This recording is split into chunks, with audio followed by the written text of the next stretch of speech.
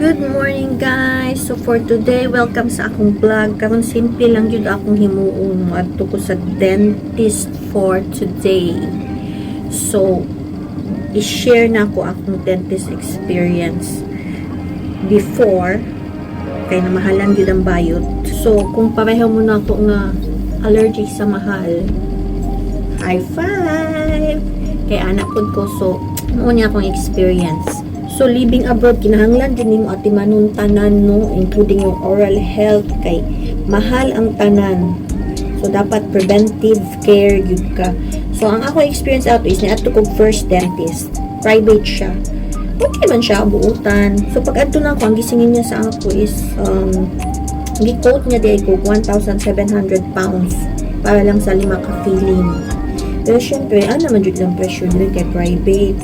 Medyo na mahalan jud ko pero anak mo kung preventive care is very important. Importante gid sa ako ang teeth. Dapat wala gid na siya bulok.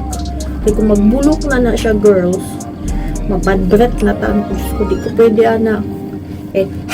Dapat pag mata pa lang angel's breath na. Di ba? So mauto ni ato ko doon. Gisingin niya ko 1.7. So anak ko daw, pwede ba? Can I do the first 3 teeth or 2 teeth first, slowly. Kanya na siya nga, sige, okay lang man, slowly. So, i-quote niya ko for 1 year. Putang na akong screenshot diri. Nya. After ato, nagpagawa lang ko mga 2 or 3 teeth. Nakalimot na ko. Basta nakabayad ko first 300. Nya, anak kong balik lang ko. Pero pag-isip-isip na ako, after ato, magiging siya? Uy, mahal. So, nangita ko NHS dentist.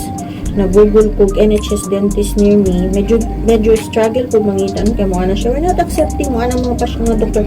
We're not accepting NHS dentist as of the moment.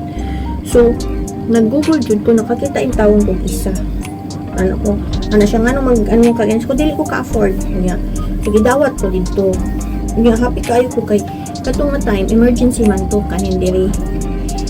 Ang gisingil niya sa ako is 25 pounds lang. Katong sa private, nagpa-emergency ko, gisingil ko 65. Katong diripod na ako. Daghang kay issue no, nakalupad ang mga fixed bridge and everything. Anyway, so 25.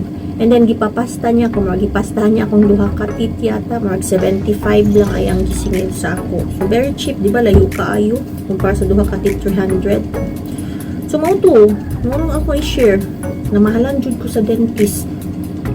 Nga, so mauna ang ako ma-advise jud kung kanang before mo maadto ka ng mga abroad ka ni mag-work outside sa Pinas, mas maayo jud ka nang makapa dentist, maayo na jud ang oral health ba kay mas kang mahala ko Lord, grabe ka mahal ang dentist.